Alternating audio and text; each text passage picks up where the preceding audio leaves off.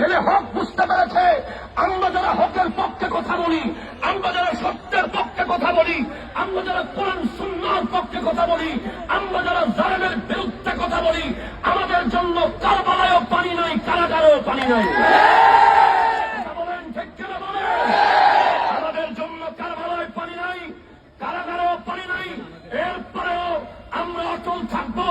আমরা পানি এখানে না পেলেও কারবালার পানি যদিও কিছুক্ষণের জন্য মালিক কারাগারীদের ছিল, কারাগারের পানির মালিক কিছুক্ষণের জন্য আমার ভাই পুলিশ ভাইয়েরা ছিল, কিন্তু হাউসে কাউসারের পানি তো আমার নবীর হাতে থাকবে।